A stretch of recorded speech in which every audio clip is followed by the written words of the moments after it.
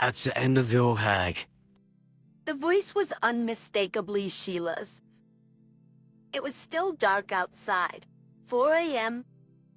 What could Sheila be doing in the bathroom at such an early hour? She must be talking about me when she says old hag. Terrified, I quickly returned to bed. It was a good thing I woke up just then. Otherwise, I would have fallen into Sheila's trap. I never thought Sheila would go that far. I think realizing her plan was where her luck ran out. I'm Amelia Weston, 65 years old. I live a peaceful life with my husband, Randy, who retired last year. Technically, our 32-year-old son. Michael also lives with us, but he seems busy with work and play. He's hardly ever home, just comes back to sleep. It's worrisome that he hasn't experienced doing household chores even in his 30s, so I've suggested he move out on his own a few times. But he refused, saying, "Oh, why? I only sleep here. It's a waste to pay rent. Michael, always out having fun. You were so much more responsible at his age." I complained to Randy, who just chuckled. Well, having many friends is a good thing, I suppose, but with this pace, marriage seems far off for him. Randy agreed, and we both laughed. However, by the end of that year, Michael introduced us to a woman saying he wanted to marry her. If he's made up his mind, we wouldn't object. After meeting her, the two quickly got married. See, Sheila is 10 years younger than Michael, only 22. I was shocked by her age when Michael told us. At first, I thought she looked like a small animal. Short stature, big eyes, and quite adorable. But more importantly, the love she showed while talking to Michael was evident. It seemed like she was the one pushing for the marriage. Michael is so lucky to be loved so much by Sheila. Our son being deeply loved by his partner is the best thing for a parent. I meant it in a good way, but Sheila glared at me. Amelia, stop making snide remarks. I thought this for a while, but you were excessively caring towards Michael, overbearing even. Really, I never meant to be overbearing. Actually, when Michael was out and about, I just told him, don't bother others. Other than that, I left him be. I did ask for updates about dinner plans, but didn't interfere in his other activities, nor did I frequently contact him.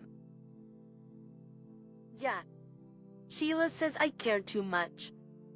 As he's your only son, and I get that he's precious to you. But once he married me, he became part of my family. I'm the one closest to him now. Well, that's comforting. I had heard from Michael beforehand that she was quite possessive, but I never imagined she would be jealous of me, his mother. I guess she really loves Michael. He might have married someone a bit peculiar, but she's a good person. I reassured myself, thinking they're newlyweds. But they'll settle down in time. Andy and I have laughed it off, thinking it was sweet. However, even after a year, then 2, Sheila never let her guard down. At dinner, she always sat next to Michael and she never left his side. Not even for a second when they were out. It must be hard for Michael. I must be hard for Michael. I wonder what will happen when they have kids. Randy and I were genuinely concerned. 3 years after Michael and Sheila got married, Randy passed away. He went so suddenly, even in his 60s. It was incredibly lonely, but friends and neighbors often checked in on me. That's so easy to them. I recovered faster than I expected. He concerned about me living alone in the big house. Michael started visiting more often, but it was only about 3 times a year. I don't think that's too often. But someone wasn't amused by this, Sheila. I get that you're lonely since Randy's gone, but don't drag us into it. I never once asked him to come. It's great when he visits, but I've never forced him. I told Sheila just that. But stop playing the victim. Acting all lonely on purpose. Aren't you ashamed to be so dependent on your son at your age? And don't you even think about moving in with us. You'll disrupt our newlywed life. I couldn't keep quiet after hearing this. When Sheila went to take a shower, I called Michael aside. Will you please talk to Sheila? Something that hurts to always be painted as the bad guy. Did Sheila really do that? Yes, she did. I get tired too, and I don't want things to get awkward between you two. You both, should head back to your homes soon. Michael paused for a moment, then replied, Why, we'll leave in another 2 or 3 days. He considering Sheila's attitude towards me? I wish they would leave today. But I accepted and replied. Okay, I understand. That evening at dinner, Mom, why don't you move closer to us? we just talked about this. What was Michael thinking? Seeing me flustered, Though you're still active and strong now, but you're not getting any younger. Where's that, Mom? I worry about you living alone. Michael. I felt Sheila's glaring eyes on me, but I chose to ignore them. Thank you. I appreciate the sentiment. Oh, but I can't leave this house. It holds memories of my time with Randy. Besides, I have plenty of people who can help if I need it.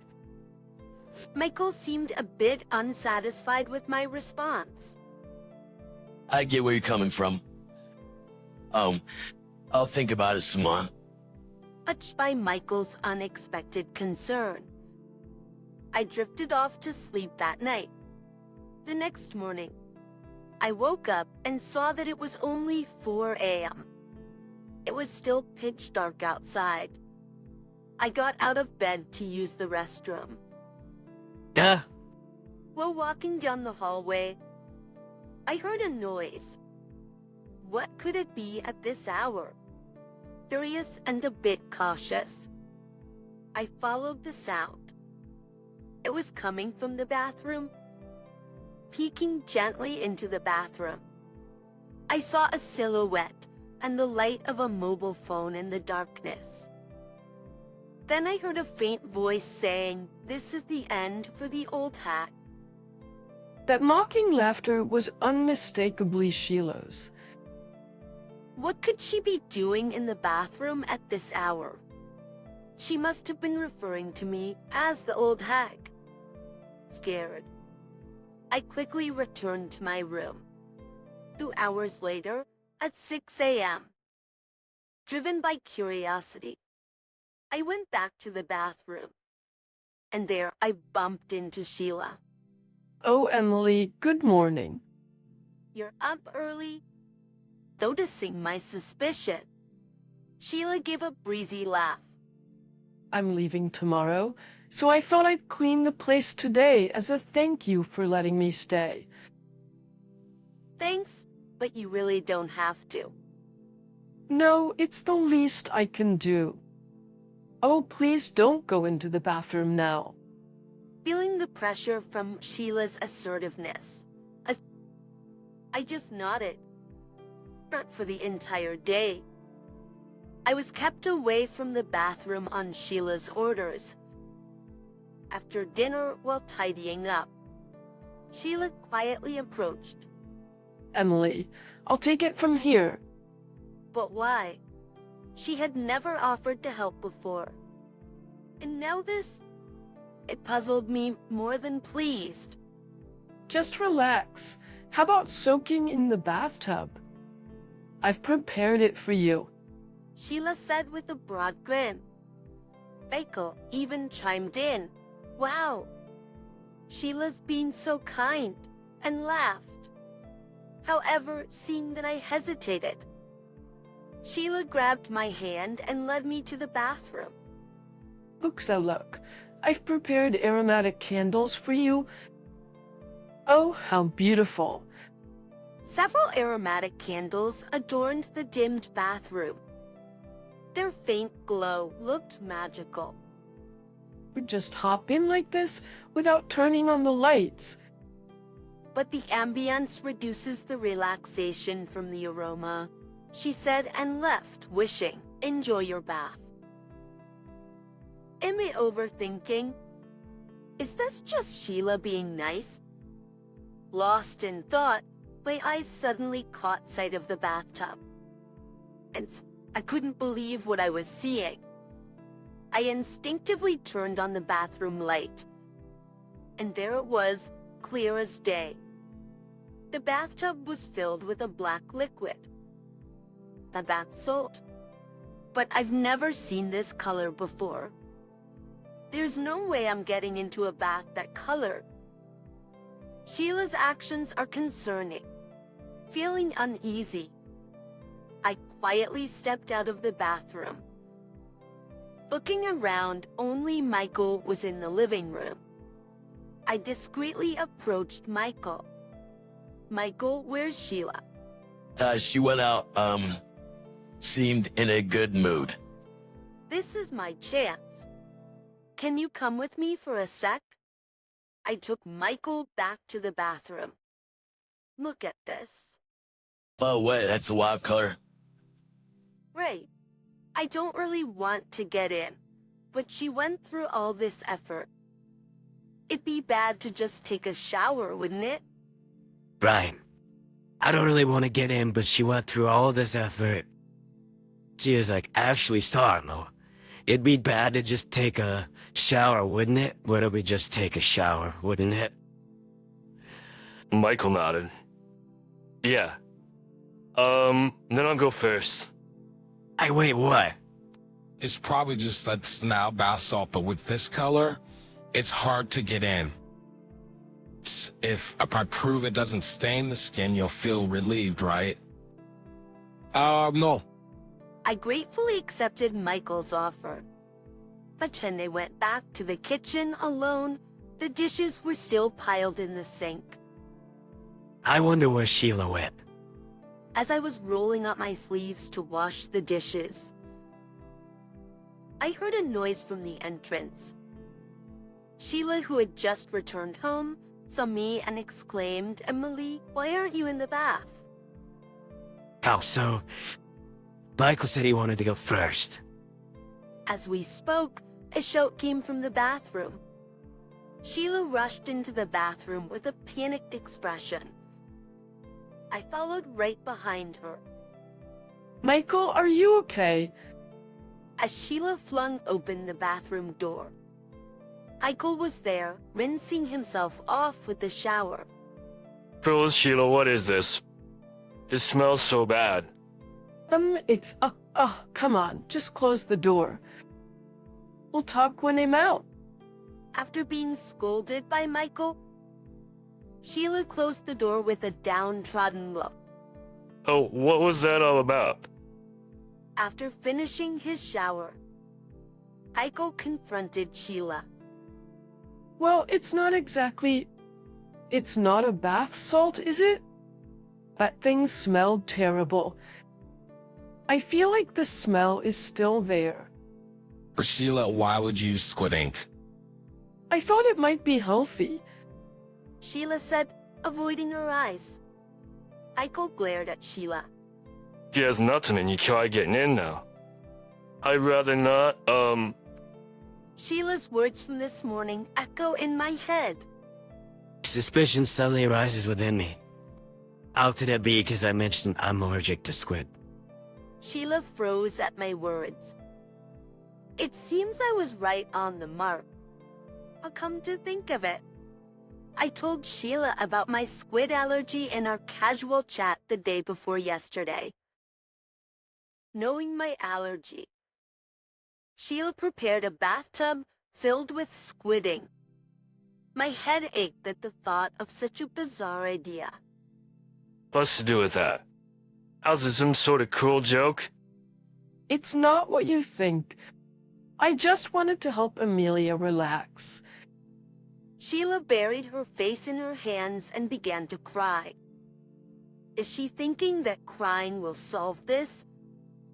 But I won't let it slide. Oh, so this was the old hack thing you were talking about. What are you talking about? Wait, Amelia. Sheila tried to stop me, her tears pausing, but I continued on. I heard what you said in the bathroom around 4 this morning. You were awake. Sheila's eyes widened, her hand flying to her mouth. This is a clear act of malice after all. But Michael always favors you. Sheila tried to deflect with a barrage of excuses.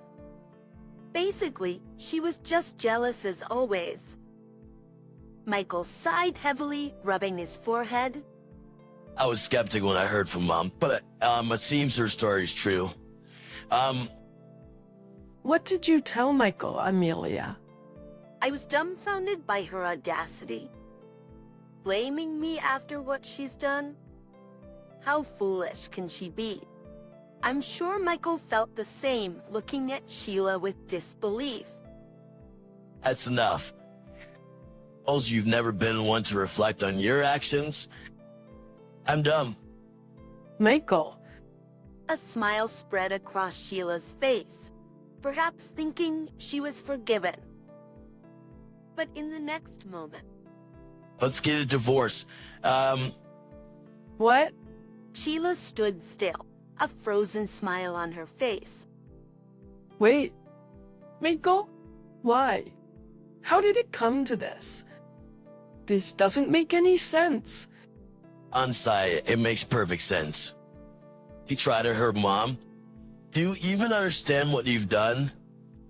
Sheila paused for a moment, but soon spoke up. But in the end, Miss Amelia didn't go in. It was just an attempt, so I'm innocent. Michael shook his head at Sheila's protest. Do you really think it's that simple? First, it was only an attempt because Mom noticed, and I hate people who scheme behind the scenes. That's cruel. Sheila rushed over to Michael and clutched at his shirt, but he quickly pushed her away. So you're choosing Amelia over me? I wish she'd stop playing the victim. Seeing Michael not responding, clearly annoyed, I spoke up. I can't stand to watch this. Shalane, Did Michael ever compare us? Did he ever belittle me in comparison to you in cooking or household chores? Well, no. at least from Michael. I've only ever heard good things about you. He must have truly cared for you. Sheila glanced at Michael, who nodded without looking up. Yes, I never once saw you as a replacement for Mom, and I never compared. I genuinely liked you. Sheila. But it's over now. I hurt Mom with lies, so, it's just malicious. CO, I could have been disastrous. Michael said with finality. Sheila's face turned bright red as she trembled with anger. How could you both accuse me like this? It's unfair. It seemed like talking to her was pointless. We decided to call Sheila's parents and asked them to come and pick her up. That when they arrived, she was still yelling, "This isn't over?" Please don't divorce her. Sheila was deeply infatuated with Michael, and they were worried about what she might do if they split. We promise we'll ensure this doesn't happen again. Sheila remained silent, looking down. I could tell that Sheila genuinely liked Michael. Perhaps that's why she acted out of jealousy towards me. A little resentment is one thing. But after this incident, I can't just forgive and forget. I'm a parent too. I understand how you both feel, but did you really listen? One wrong move, and I might not be here now. Sheila's parents looked up and gave a wry smile. That's a bit exaggerated. As in from most side, we admit our daughter did something foolish, but it wasn't that severe. Allergies are not a joke. And just a prank. Sheila knew about my allergy and still acted out. Oh, she probably did it because she was upset I might live near Michael. When I looked at Sheila, our eyes met. She quickly looked away. She knew exactly what would have happened if I had gotten into that bathtub. I feel the same as my mother. I can't go back to how things were, Sheila. I'll always be reminded of this incident. Michael said, looking at Sheila. I'd rather break up now before I get more disappointed in her. Sheila burst into tears again. Give me a chance. We might be able to work things out. It's impossible. What if we have kids and you get jealous of them? Or some Ashley, I'm the star sign. The mere thought terrifies me. Michael apologized deeply to Sheila's parents. Please divorce. Sheila's parents seemed taken aback, but they probably realized reconciliation was impossible after seeing our firm stance. They began to persuade their daughter. Still, Sheila refused to accept the divorce.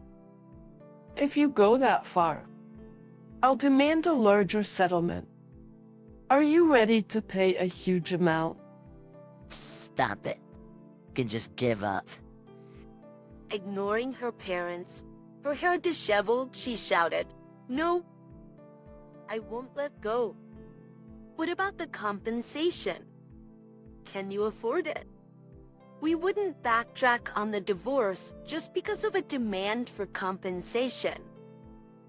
Is she so confused that she doesn't even get that? Most importantly, we haven't done anything to warrant such a demand for compensation. On what grounds do you demand extra compensation? Infidelity, perhaps. Or making up lies or to work in your favor? If you play that game, we can play too. Realizing my determination, Sheila's parents stepped in hurriedly. Seems they judged that a conversation was impossible. We'll persuade her to agree to the divorce. Thank you. And so our conversation with Sheila ended. The last time we saw Sheila, she looked pitiful with her hair and face disheveled. I couldn't sense any of the charm she once had. It's thanks to the efforts of Sheila's parents. The divorce went through. Relieved. Michael and I sighed. She might not have been a bad person, but she wasn't a good one either. Michael, you've always had bad luck with women. We laughed it off months side with the F. By the way, Sheila moved back to her parents' home and now lives under their watchful eye. She tried everything from self-improvement to working at nightclubs, all to get back together with Michael. Because of that, she spent too much and is now chased by debts. I do feel a bit sorry thinking about her parents. Michael and I started living together again. He seems to have a wide circle of friends as always and goes out often. However, he comes home earlier than before and has become more consistent with his communication. I need to start taking life a bit more seriously. That's what he said. He's back to being single, so maybe he's been doing some soul searching. He's even started to chip in with household chores. As for me, with the help of those around me, I'm living a peaceful life just like before. Michael's divorce was unexpected, but thanks to him helping around the house, I've had more time for myself.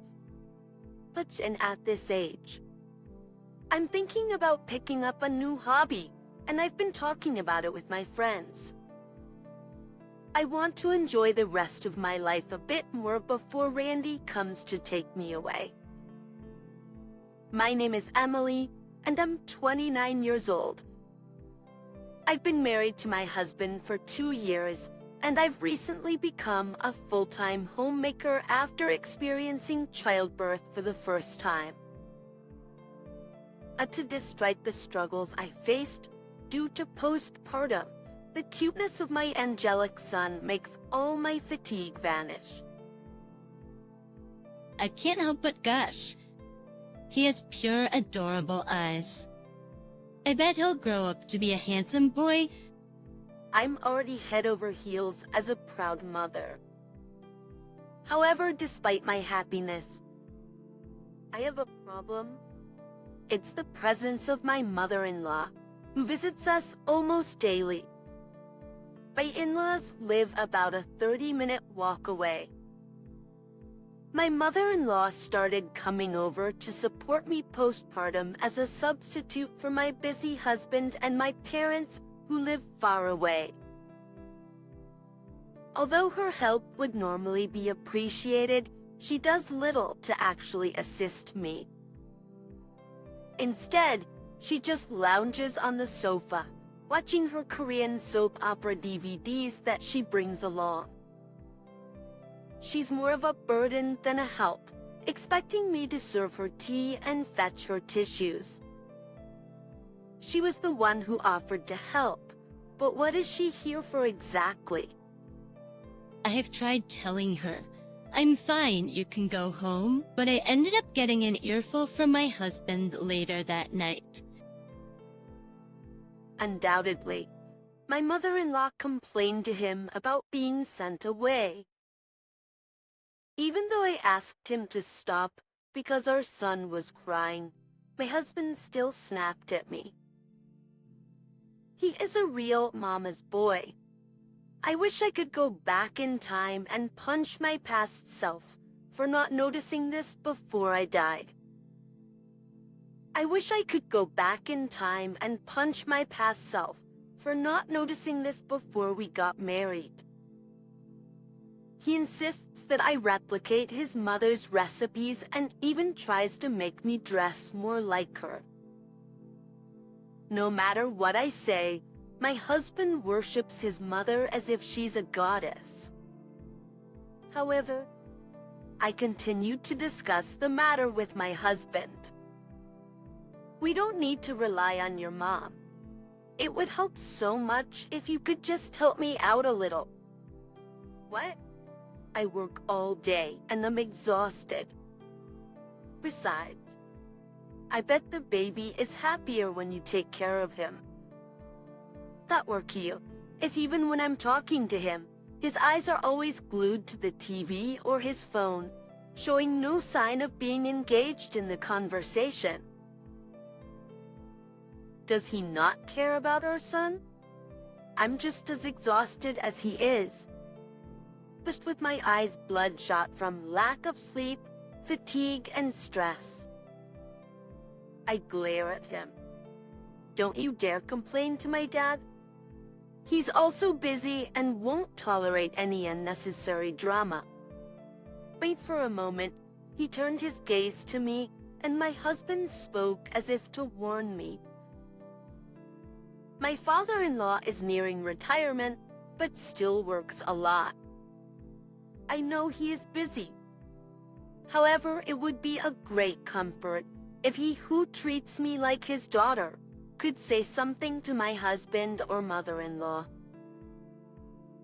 As I recall my conversations with my husband, my mother-in-law's inconsiderate voice snaps me back to reality. Emily, the baby is fussing. Hurry up and soothe him down. It's the fun part of the drama now. She calls, not taking her eyes off the TV screen. I stop folding the laundry to attend to my son.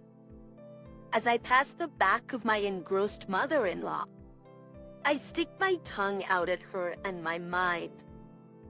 Isn't being worn out from children and sleep deprivation, her presence doing nothing but hanging around, has become a major source of stress for me.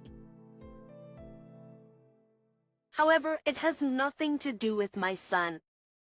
If my husband is not willing to help, then I am the only one left for my son. Well, I should get going, she finally says when the clock strikes 5. She quickly gets up from the sofa, uses my dressing table as if it's her own, fixes her makeup perfectly, and goes out into the Twilight City. Apparently, she is taking Dan's dance classes for her health and to maintain her beauty. From the time we met to discuss our wedding, she would brag saying, "I used to be a model, so it's a habit for me to stay presentable." Thanks to that, people always think I'm younger than I actually am. It's a pain. She is 58, but admittedly, she does look younger than her age. That being said, if she's going to classes this late, she should just go during the day, instead of wasting time at my house. Grandma doesn't do anything, does she? As I spoke to my son in my arms, he was soundly asleep, gently breathing. An hour later, the doorbell rang. It was my Phil. Having been thoroughly tired of my Mill's behavior for days on end, I ignored my husband's advice and had been secretly discussing the matter with my Phil over the phone. My Phil wanted to see his grandson's face, so he had made time out of his busy schedule to come and visit us. Looking at my sleeping son, my Phil, whose expression was softer than my husband's, chuckled. He's so adorable. Also, she left in the evening today for a dance class without helping out around the house again today. My Phil sighed as he looked around the mess in my house. Guessing from his response, it seemed he'd just found out about his wife attending dance classes. Seeing the state of the house, he must have realized that his wife really hadn't been helping out at all. My Phil bowed his head and apologized to me. "That's not your fault," I rushed to say, but he shook his head. My wife herself said she would support you, Emily, but I'll see to it that she doesn't come here from tomorrow. And I understand my son may not be much of a help, but if there's anything you need, let me know anytime. Thank you so much. It seemed that my file was also worried about my husband's lack of interest in housework and childcare. For the first time in a long time, I felt the touch of kindness, and it brought tears to my eyes. About 3 months have passed since my father-in-law started visiting us. Thanks to him, my mother-in-law has stopped coming to our house. My mood has been brighter ever since. I never knew I could feel this relief just by her not coming. My son has even been able to hold up his hand now, and I've been able to spare a little more time for housework. Oh, it's a mess again. I sighed as I spotted the state of my half-open husband's room. Dirty shirts and socks, were scattered all over the floor. I threw them into the laundry basket and decided to sweep the floor while I was at it. As I shoved the cleaning tool under the bed, I felt something was off. Did I hit something? As I maneuvered the cleaning tool, a clear file slid out with a bank book inside. Gosh, he's such a slob, I muttered. I picked up the bank book and set it on my husband's desk, and suddenly my breath hitched. Most important, community, I realized it was not my husband's bank book, but the one we'd set up for our son. Why was our son's bank book in my husband's room when I always kept it somewhere else? You see, currently, the only money in the account was the generous amount gifted from my parents and my father-in-law for the birth of our son. It was a considerable amount saved for our son's future. A sense of dread crept over me as I tentatively opened the bank book. All the money in it was withdrawn. Out of impulse, I opened my husband's desk drawer and pulled out his bank book. Even though I knew I shouldn't, I couldn't stop myself. Just as I thought, I muttered, opening my husband's bank book. I found that the entire bonus he'd just received was withdrawn. Moreover, the remaining balance was too low. My mind went blank. Even as I heard my son crying in the distance, I was too stunned to rush to him as I usually would. A few hours later, when my husband came back from work, I confronted him. He was initially angry that I had entered his room and looked through his things, but eventually confessed. I was financially helping my mother. What? Why would you need to support your mother? And I can't believe you'd do something like this without telling me. You even dipped into our child's savings.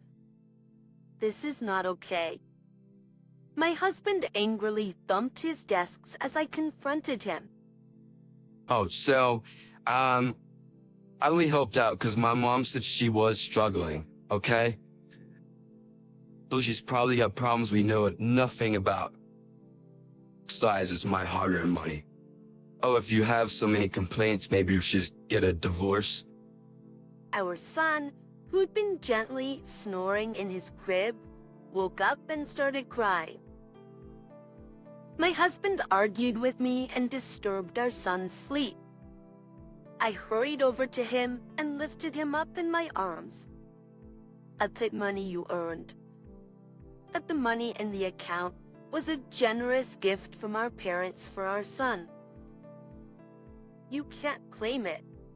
Both your dad and my parents gifted us thinking about our son's future. Don't you feel guilty at all? And I'd appreciate it if you stopped mentioning divorce so thoughtlessly. Touching her son, now cradled in my arms and calming down from his tears, my husband snorted with a look of annoyance. Then he presented a sheet of paper on the desk. It was a divorce paper, and his section was already filled out. I was shocked, and my eyes widened in surprise. I wouldn't mind getting a divorce anytime, to be honest, but you wouldn't want to be struggling financially, burdened with a newborn baby. He said, seemingly thinking this would shut me up. My feelings started to recede at my husband's childish behavior. That's when I realized something. He'd never once held our son. Seeing me silent, my husband laughed, almost as if he was certain of his upper hand. So from now on, please pay living expenses from your own pocket. He added nonchalantly, tapping my shoulder before leaving the room. As the living room door closed, I sank to the floor exhausted. Tears naturally flowed down my cheeks. Unseen, my son nestled in my arms, stretched out his little hand to me, and giggled innocently. I had made up my mind. The next day, I submitted the paper he'd handed me to the city hall. Afterwards, I got on an Amtrak train. I left a note saying, I'll submit the divorce papers and will be claiming alimony and reimbursement for the money, along with my wedding ring. I was concerned about taking our newborn baby outside, but he seemed intrigued by the new surroundings and was fortunately in a good mood. I braced myself to take extra care of his health. I was headed to my parents' house in Michigan. I only brought essentials for our son and a few of my valuables, so I didn't have much luggage. My parents, having been informed the previous night, were ready to welcome us. After hearing about my husband and his mother's actions, they were enraged, but they smiled kindly and suggested that I help them with their family business and raise my son here. My parents ran a fruit farm. It was a tough job, but I had helped out since I was a kid and had some experience and knowledge. I began to think that it might not be so bad. The next day, while I was enjoying a rare moment of relaxation, my phone rang. It was my mother-in-law. Actually, work section. I answered the call. Emily, what the hell is this about? The moment I put the phone to my ear, a shrill scream pierced through. Somewhat irked. Who are you? Taken aback by my nonchalant response, my mother-in-law stuttered. Vain recollection. Oh, is it you, mother-in-law? My somewhat light-hearted reply seemed to shake her. Emily, do you realize what you've done? Acting so selfishly. I assumed my husband had run to her, not expecting me to really go through with the divorce. It made sense that she was panicked enough to call. Selfish.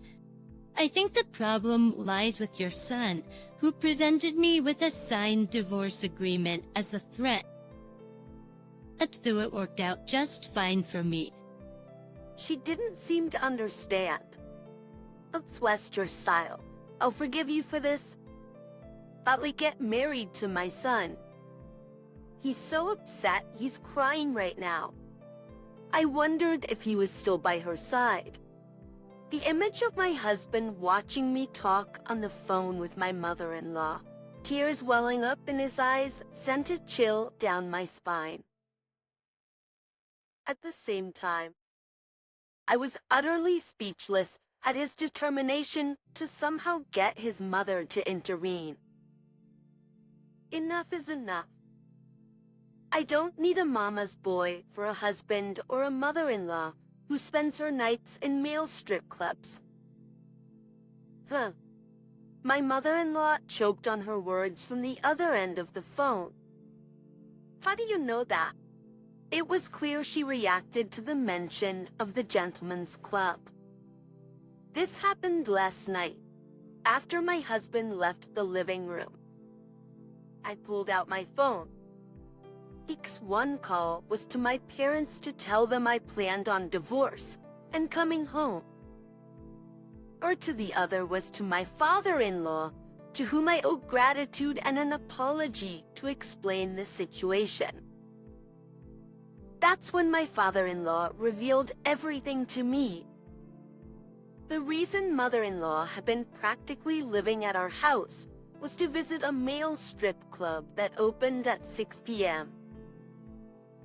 There were various reasons she stayed at our place during the day.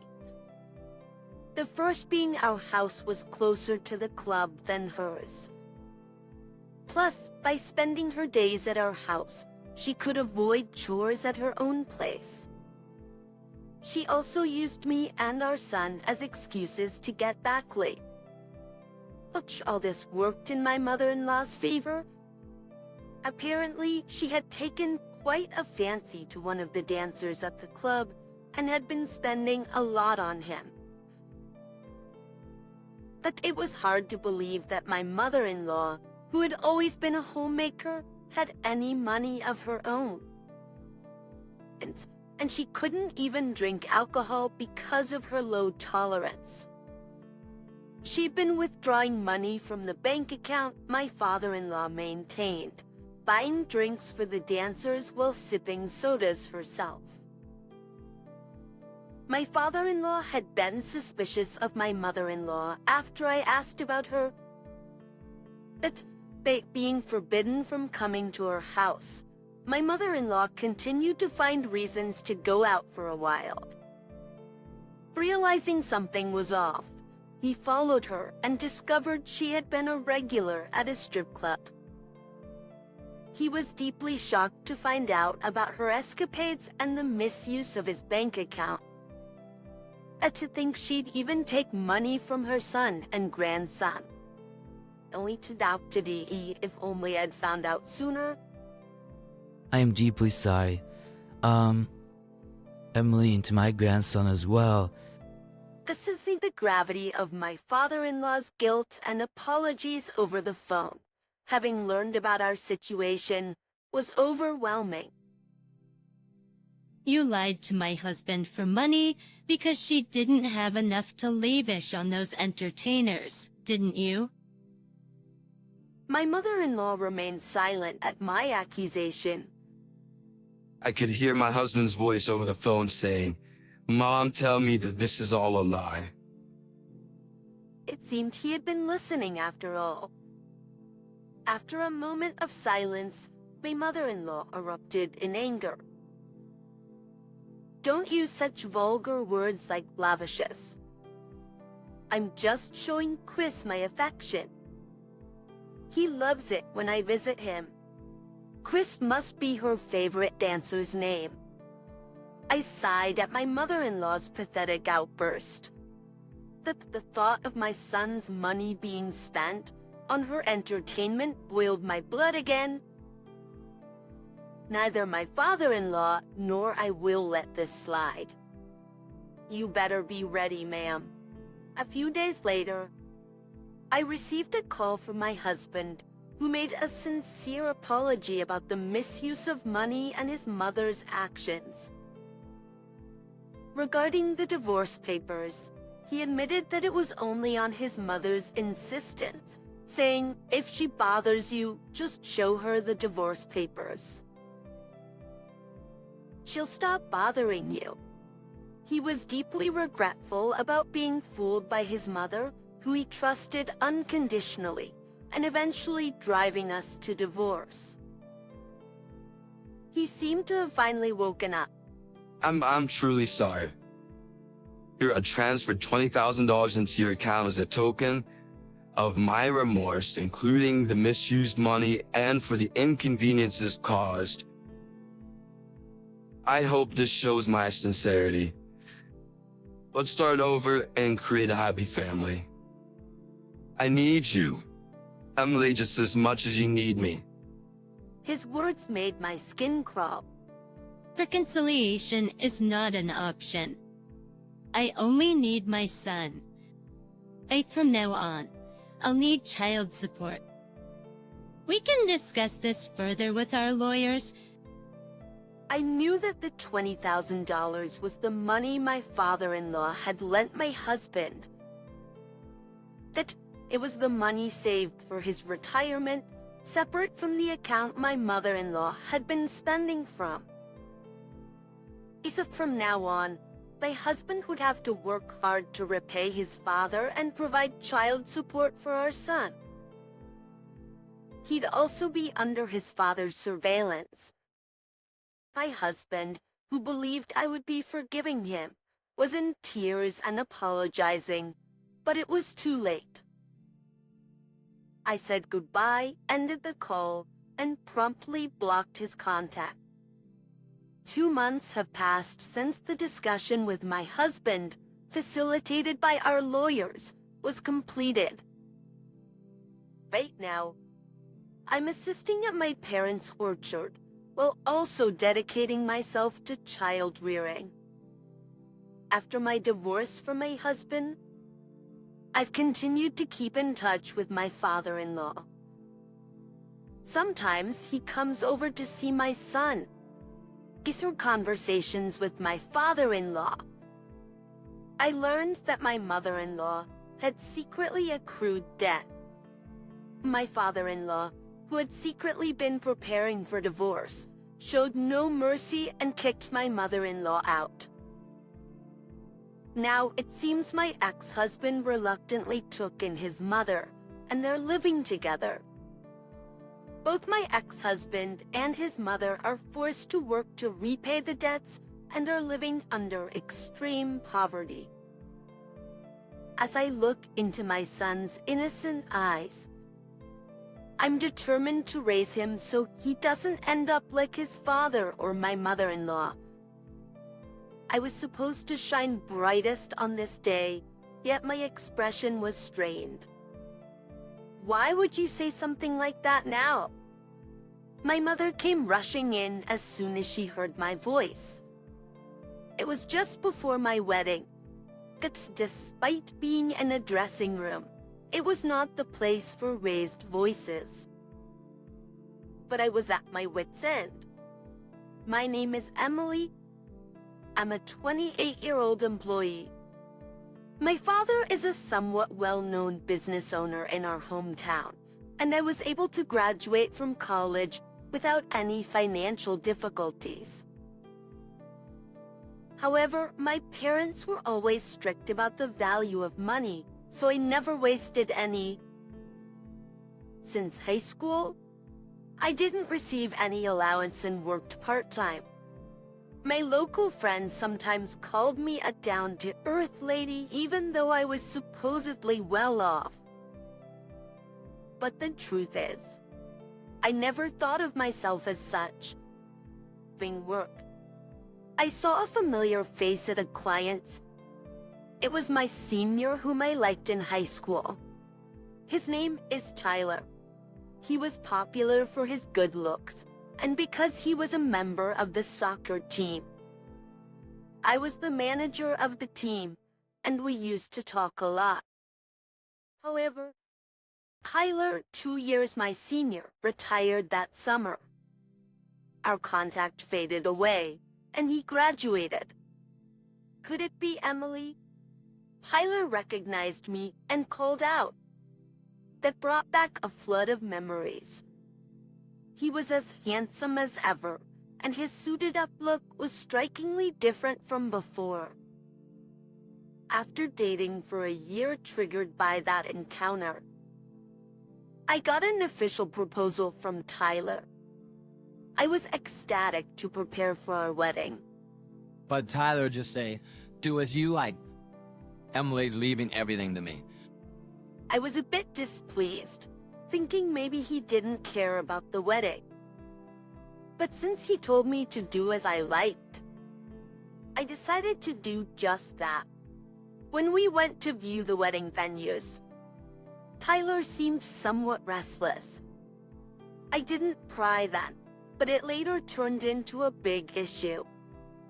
After viewing several venues, I expressed my preference, but then Tyler surprisingly stated, I think this one is better. You know, I think this one is,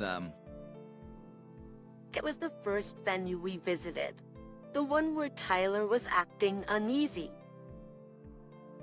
It was a beautiful hotel with great food, so we decided on that venue.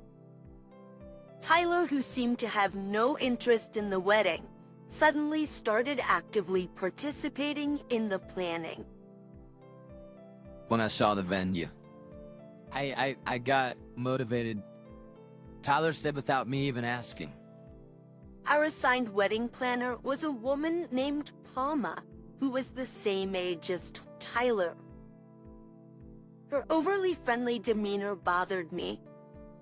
I wanted to keep the wedding preparations within our budget, but Tyler agreed with whatever Palmer suggested, and before I knew it, we had gone over budget. There was a dress I desperately wanted to wear, and I wanted to allocate the budget for that, but it seemed impossible. When I talked to Tyler about it, he said, just ask your parents to pay for it. Emily, they'd surely help out with that. But I wanted to avoid that. I didn't want to throw a wedding that was beyond our means by relying on my parents for expenses. When I came back from a restroom break during the meeting, it appeared Tyler had mentioned this to Palmer, and she insisted I needed that dress. It's a once-in-a-lifetime event. You'll regret it if you don't wear what you want, even if it means going over budget. Understood her point, but her overly friendly manner and tone, which seemed more like a friend than a planner, irritated me. I refused her suggestion. When I tried on a dress within our budget, I surprisingly liked it on me. If we were to spend more money, I thought we should spend it on the guests instead. I came to terms with this myself. When I tried on the dress, Reeve, who's in charge, said something that bothered me. Do you know Palmer? When I denied knowing her, I thought Grieve seemed troubled. But I was so excited about my first wedding dress, I couldn't dwell on it. One day, when we were about to go for a wedding meeting, Tyler said he couldn't make it due to sudden work. Reluctantly, I went alone. Then, instead of the usual Palmer, Grieve showed up. Palmer had taken an unexpected leave, and Grieve was filling in. I found it easier to talk to Grieve. I took this opportunity to say that I wanted to change the plan recommended by Palmer, and Grieve agreed after hearing me out. I managed to choose the dress I had always wanted while staying within our budget and returned home with great satisfaction. The next night, I received a call from Tyler. You went ahead and changed the wedding plan on your own, didn't you? His voice was lower than usual. Palmer wasn't at the meeting yesterday, so Grieve took over. When I told her my wish, she changed it for me.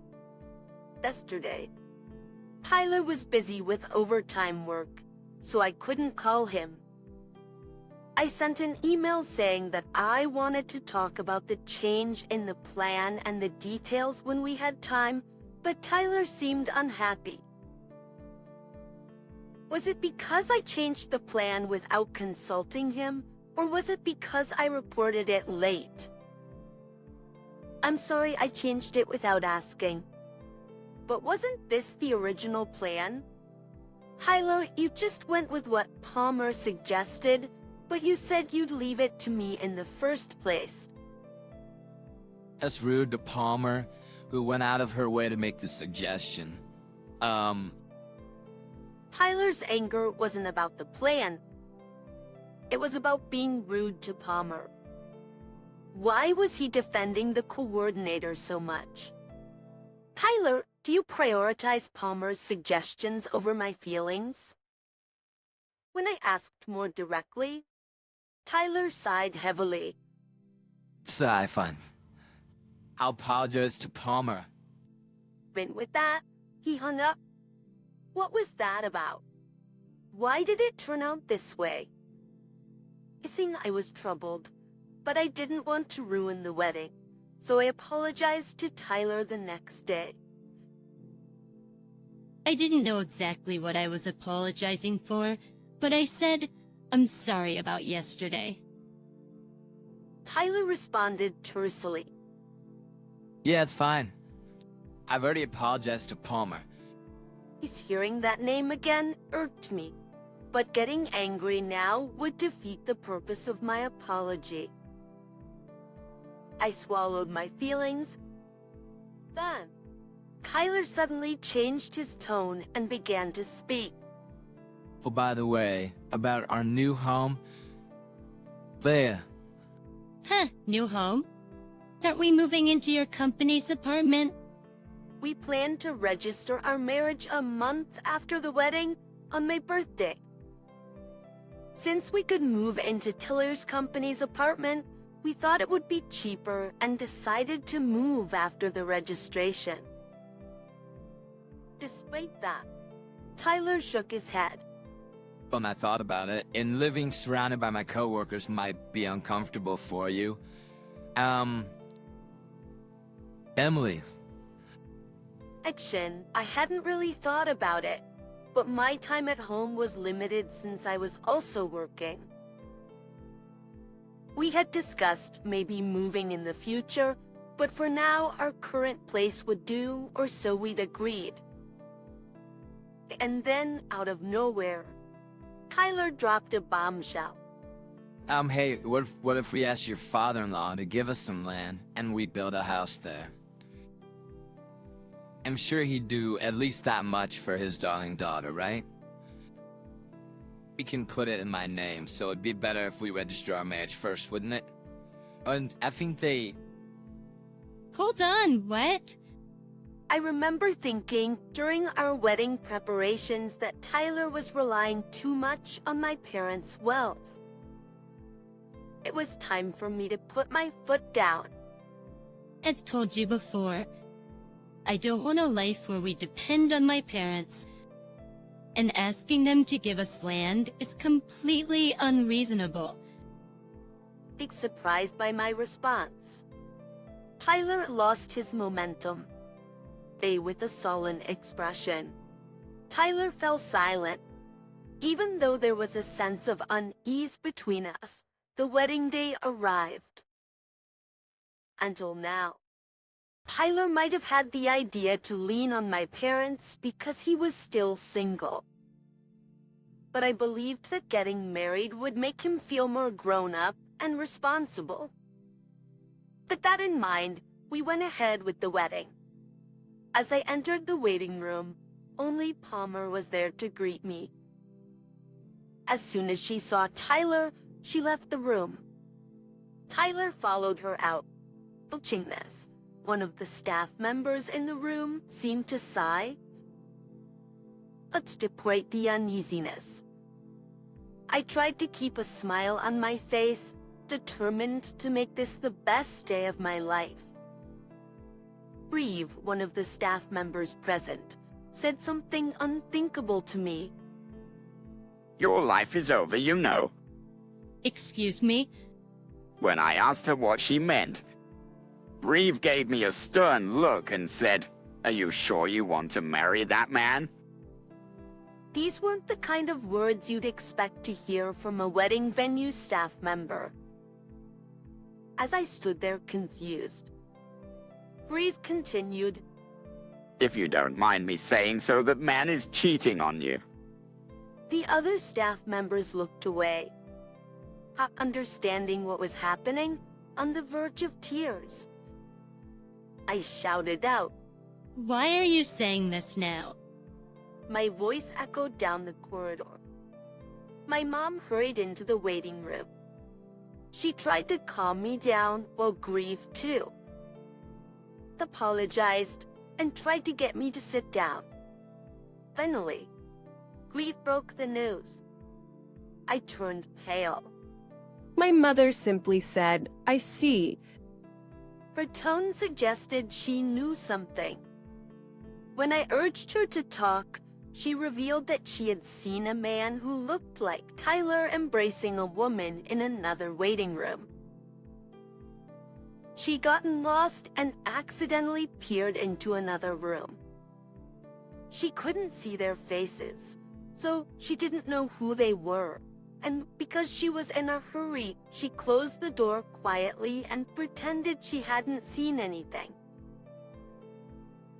She thought the man had a similar build to Tyler, but she had dismissed the thought that it could be him. The woman was wearing a black suit, and she assumed she was a hotel employee. When I described what Tyler was wearing today, my mother nodded. When Grieve asked my mother for more details, it became clear from the description of the hair and height that the woman was Palmer. My anger exploded. I was about to shout, but Grieve stopped me. Why are you stopping me? Please hold on, the staff will be back soon. The staff member, who'd left a short while ago, walks back in. Mrs. Grieve takes her mobile phone from the returning staffer and brings it over to me. On the screen, I see both Tyler and Mrs. Palmer. I can hear their conversation, too. Once we're married, here I get the land to build a house. Have 2,000 masters, so 7 me. If I play my cards right, I think they might build the house too, then immediate divorce. That once we're married, I get the land to build a house. If I play my cards right, they might build a house too, then immediate divorce. Tyler declares, chuckling. Next, a voice I assume is Mrs. Palmer's. Eddie, you're such a scoundrel. If it weren't for me, he would have been happy with her. The two of them laughing together.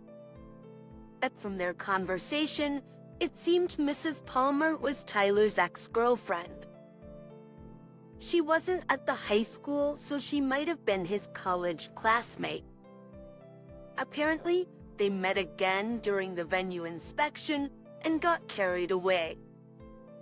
Just when wealthy or handsome men come for venue inspections, she gets close to them, has affairs, and causes breakups. According to Mrs. Grev, who heard their conversation, Mrs. Palmer is a groom hunter. However, she always gets away with it because there's never any proof. Mrs. Grev had noticed her behavior with Tyler and warned me they might be having an affair. You could have put it more gently. I say cautiously. She immediately responds with an apologetic. I'm so sorry. She had been at a loss for how to broach the subject, then blurted out, "Your life is over," as time was running out to catch them in the act. I take a deep breath and say, "Is it okay if I end his life?" I was going to bring Tyler's life to an end. After I finished changing, Tyler came in. "Isn't it beautiful? I want you to take a picture," I say. Tyler, smiling, takes out his phone and snaps a picture. "Let me see." I request, taking the phone from his hand. At that moment, Mrs. Grev takes Tyler away to touch up his makeup. I start to search Tyler's phone for evidence of his affair. There are plenty of photos and exchanged messages. I never touched Tyler's phone, so he must have been careless. There was no passcode, and I might not have found the evidence if not for this situation. I screenshot the incriminating conversations and transfer them to my phone. When Tyler comes back and I hand him his phone, Mrs. Palmer finally shows up. Other staff members had been keeping Mrs. Palmer busy. She'd caused many grooms to call off their weddings and was resented by nearly all the staff who lost their sales because of her. Tyler must have switched to Mrs. Palmer's plan to support her sales. I guess he thought he could always beg my family for more money if he ran out. Thanks to the teamwork of the staff present, I was able to gather evidence of the affair. And then the reception begins. The next item on the agenda was to play the Oh, How the Bride and Groom Met's movie. As the movie begins, Tyler yells out, "Hey, what the hell is this?" That the screen displayed footage of him and Mrs. Palmer in a different room, acting intimately. A test of all these were pieces of evidence of his infidelity captured by me in screenshots. A furious yet pale-faced Tyler.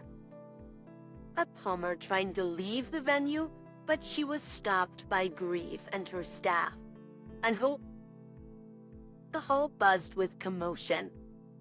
Tyler's college mates looking at the pair with scornful eyes. I took the microphone. Given the circumstances, I must apologize. Everyone will return the gift cards from the party.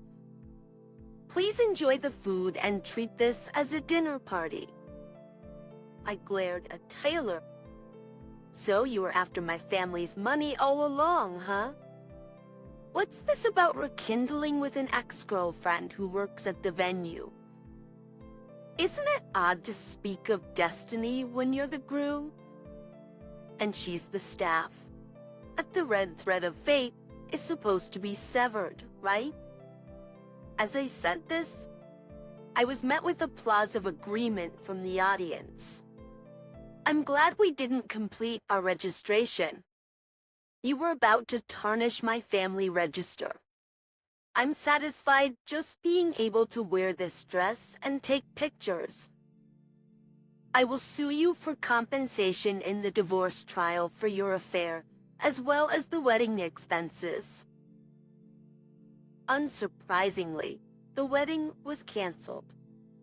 I returned the gift cards to my invitees. My disgruntled father, who had witnessed everything, arranged for a lawyer, and I went hard after Tyler. He had to pay every penny for his cheating, for breaking off the engagement, and for the wedding expenses. And not just Tyler, but Palmer too. After a while, I received an apology from Tyler. It was a momentary lapse in judgment.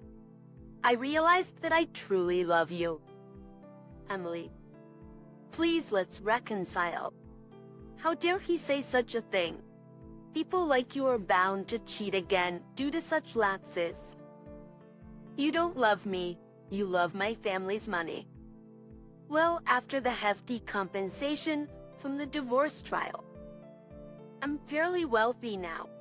At this, Tyler's face turned red with anger. You are a failure as a wife if you can't forgive a single lapse. Seems like that was his punchline. Well, I'm not your wife, so call me a failure or whatever you like. Laughing, I hung up the phone. This word about Tyler and Palmer spread among our classmates. Though it even reached their bosses and coworkers, and they had to quit their jobs. They sent me emails full of their misery, but I blocked them.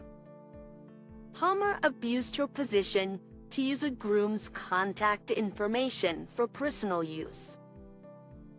She was sued for damages by her employer, and they sued her for compensation. She lost her job and had to work at a grocery store, looking completely exhausted. This is what I heard when Grieve came to apologize. As for me, I immersed myself in work. Work is enjoyable, but now I'm looking forward to joining a marriage party to find someone I can truly marry. Words left me speechless. Your husband is actually... I'm Sally, and my husband Tommy and I used to work at the same place. Tommy, who is 2 years older than me, was my senior at work. We became close when we ended up on the same project team a few years later and started dating soon after. 2 years into our relationship, we got married. after our daughter was born, I decided to quit my job. I loved my work, but my mother-in-law told Tommy that it was strange for a daughter-in-law to be working. So, Tommy asked me to focus on household chores instead. From then on, I became a stay-at-home mom. We had our occasional fights, but overall, we lived a peaceful and happy life. Then one day, when our daughter was in elementary school, Tommy came home from work in the middle of the day. This was unusual, so I asked him what happened. It happened so suddenly that I asked him what was going on, and he answered. Not only was the job hard, but I was also being harassed by my boss, which caused me to become depressed. I consulted with a doctor at the hospital. I quit my job because someone told me I should quit. When I pressed for details, he explained my job was tough, and I was also facing harassment from my boss. I've been diagnosed with depression. Since I was 7, the doctor advised me to quit, so I did. And he also told me, I don't want you to have any more contact with anyone at the company. I felt so bad for not realizing that Tommy was so traumatized. It was really heartbreaking that Tommy was in so much pain and he couldn't notice. I felt terrible for not noticing how much he was struggling. I thought it would be best for Tommy to take some time off to recover. Our income took a hit, but I believed we could manage with some budgeting and my savings from before we got married. Above all else, I thought it was important that Tommy recover mentally and be able to return to society. However, 6 months passed and Tommy's condition didn't improve. We started using my savings to cover his medical expenses. I decided to take up a part-time job to help out.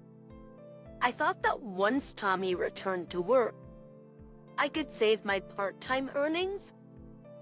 Our daughter was now old enough to help with chores, which was a big relief.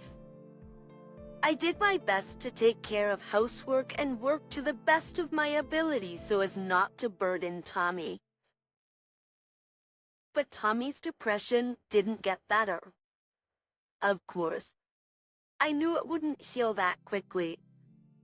He would go to the clinic during the day and come back in the evening, only to laze around in the house. He seemed fine when talking and eating, so it was hard to tell if he was improving. I suggested trying a different clinic, but he said he was fine with the current one. Just stay as you are was all he said. I once saw Tommy watching TV and laughing, so I asked maybe it's time to start looking for a job. His face turned stern. You said thinking about it makes me feel sick and nauseous, he replied. I didn't want to force him into work, especially since he's sick. But the financial strain was getting to me. I started getting annoyed at Tommy's little cons. And when I rushed home from my part-time job to make dinner, Tommy would sprawl on the sofa and say, "Is dinner ready yet?" Urging him. Even when I rushed home from my part-time job to make dinner, Tommy would sprawl on the sofa and say, "Is dinner ready yet?" I couldn't help but wonder why I had to rush home from work to cook for Tommy, who had been home all day. After meals, Tommy wouldn't even take his dishes to the sink. Old clothes were strewn around the living room, and the dishes from the lunch I prepared were still on the table. I was torn between being understanding, because Tommy was sick and wanting him to at least do these small things. Then another problem arose. I came home from work to find my mother-in-law in the house.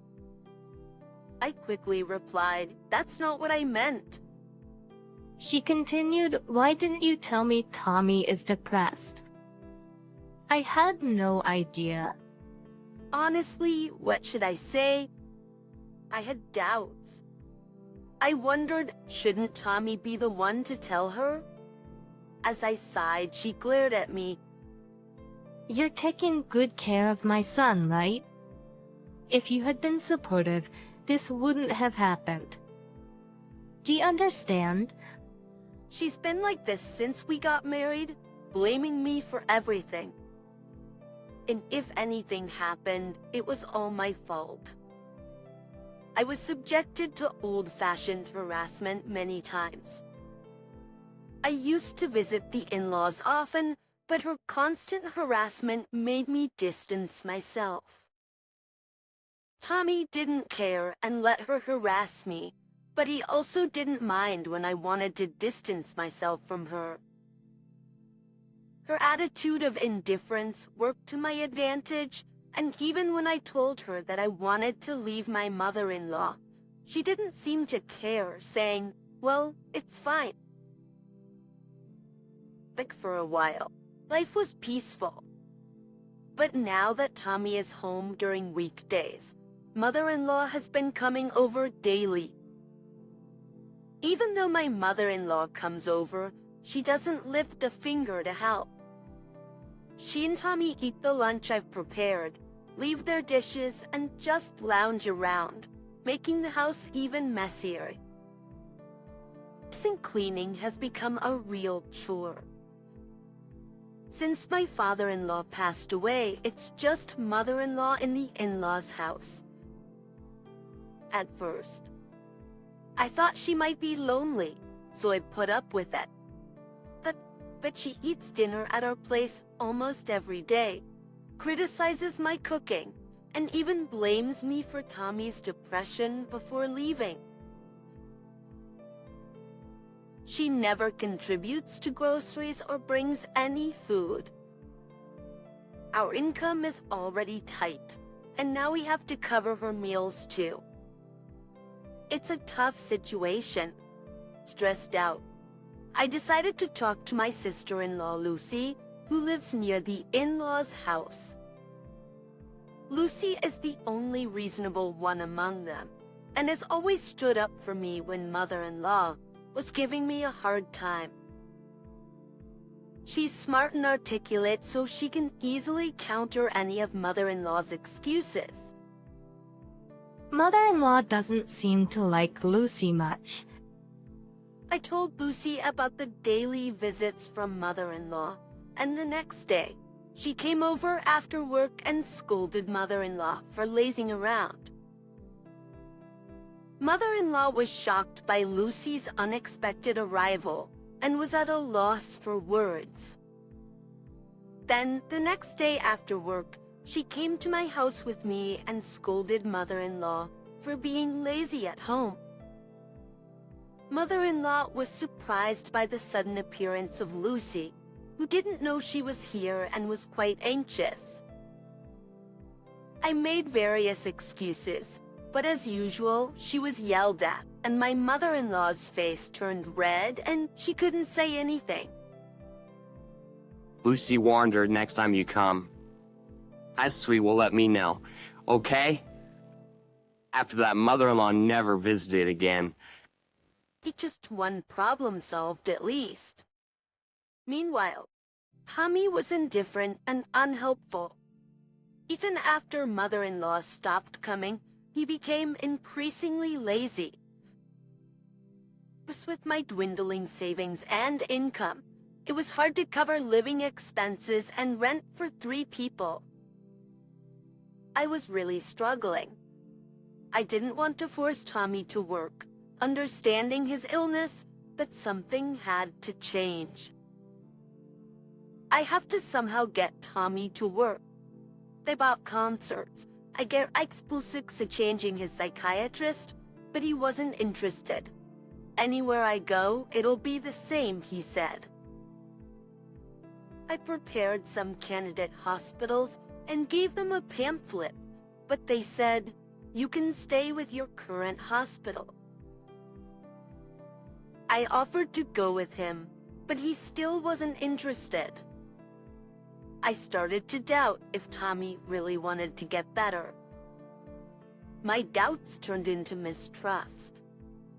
First, I called the mental health clinic where Tommy said he was getting treatment. I wanted to know about Tommy's current situation. I found out he had only visited once a year ago and never returned. The next day, I followed him and discovered he was buying lottery tickets instead of going to the clinic. I checked his wallet that night and found a bank statement showing transfers from mother-in-law. It turns out that Tommy's lottery ticket money is given to him by mother-in-law. My mistrust in Tommy grew.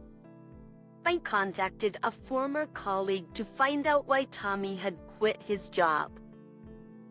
I had to do it secretly because Tommy had told me not to contact them. That the colleague told me was completely different from Tommy's story. People started with a big mistake Tommy made at work, which he tried to cover up. However, when Tommy's boss found out, Tommy got scolded and lost his temper. He ended up arguing with his boss and stormed out, resignation letter in hand. 2 days later, Tommy kept calling the company claiming this is workplace harassment. You've damaged my mental health. Pay me compensation. The company was quite bothered by this. Of course, the company rejected all of Tommy's demands. Even then, Tommy persisted. That's when the company's legal advisor reached out to him. Tommy said, "The company made me sick. I'll get a medical certificate," and hung up. After that, he suddenly stopped contacting them. I had a hunch about what happened. It's most likely Tommy went to a psychiatrist after saying he'd get a medical certificate, but couldn't get diagnosed with depression. So he couldn't get the certificate. That's probably why he stopped contacting the company. Eventually, he got tired of working. He took advantage of my kindness, lied about going to the hospital, and lived a lazy life. I was beyond angry. I was disgusted. I didn't want to be with Tommy anymore. I planned to get divorce papers the next day after work. But then, I got a call from Lucy. Turns out, Lucy's husband got transferred, and they were moving to another state. I've been really grateful to Lucy, so I decided to postpone the divorce until things settled down. 2 months later, Lucy moved. I quietly told her I was considering divorce, and she said, "I'm sorry about my foolish brother and mother. Our family ties may end, but let's remain friends."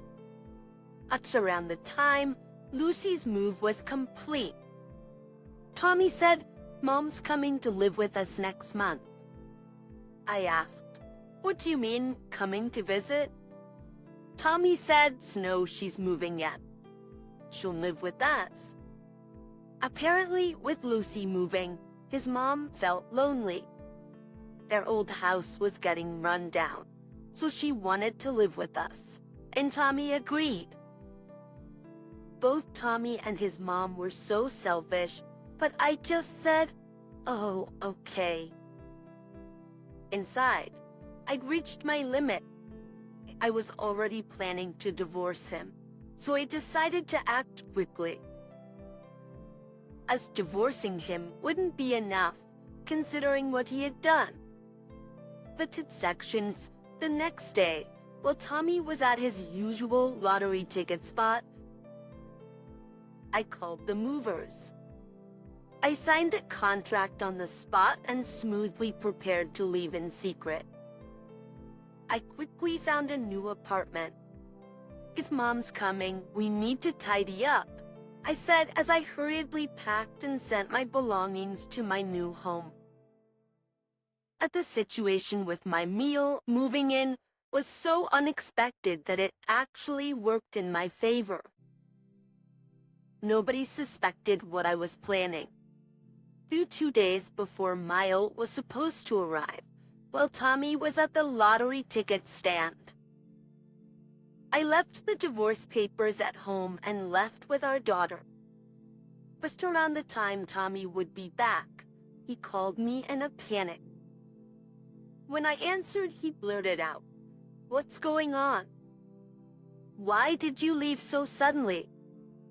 I replied, "Didn't you see the divorce papers? That's what's going on." Tommy said, "Why all of a sudden?" Keeping my cool. I said, "Did you really think I didn't know? I know everything." Ami sounded puzzled. What's... So I continued, "I know why you quit your job. But you're the one at fault. You've been going to the lottery stand every day instead of a psychiatrist. You didn't get diagnosed with depression, did you? I also know mother-in-law has been sending you money for lottery tickets." You could hear the panic in Tommy's voice. I told him, "You've been deceiving me, and you want me to live with a mother-in-law who's been making my life miserable. You're insane. I don't want to be with a man like you anymore. So we're getting a divorce." Tommy kept refusing, and no, please reconsider. That when I said, "If you don't agree, I'll hire a lawyer and demand compensation in divorce court," he quickly agreed. Tommy had no job and no income. He probably realized he'd be in a tight spot if I demanded compensation. Though later, I went back to get the divorce papers and submitted them before Tommy could change his mind. His mother-in-law hadn't moved in yet, so I was able to divorce without seeing her. After that, I got a lot of calls from mother-in-law, but when I texted Tommy, "I'll consult a lawyer," the calls stopped. As for Tommy, he and mother-in-law ended up living in an apartment together. They couldn't pay the rent and had to sell the house. Mother-in-law had sold her own house, so they had nowhere to go. They ended up in a cramped old apartment. Ami, who hadn't worked for over a year and spent all his time on lottery tickets, had no income. Mother-in-law had squandered most of her late husband's inheritance on Tommy's lottery habit, so they were forced to live on her meager pension. As for me, I started a new life with my daughter in a rented apartment. I considered moving back to my parents' house, but that would mean my daughter would have to change schools, so we moved within the same school district. At first, I was uneasy about running into Tommy or mother-in-law, but they moved away quickly, so life became worry-free. Our living expenses dropped, and I was earning more at my part-time job. I could even buy things my daughter wanted. Even at my part-time job, my hard work was appreciated and my salary was better. So I can buy things that my daughter wants. Money isn't everything, but I feel more relaxed now. My daughter and I are living a very happy life. We've been invited to visit Lucy and her husband at their new location, so we're planning a trip. A fierce quarrel. The shocking reason behind it is My wife was an office worker at my client's company. At the time, being young, I was drawn to her quiet demeanor. I approached her fervently, and we started dating. 2 years later, I went to her parents' home to seek their approval for our marriage. There, her father unexpectedly suggested that we live with them. Originally from a rural island, I moved to the city for college and fell in love with a small town during my studies.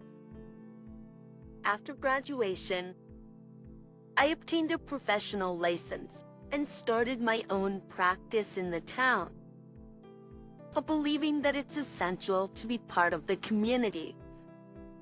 Actively participated in the local homeowners association, night patrols, local festivals, and other events.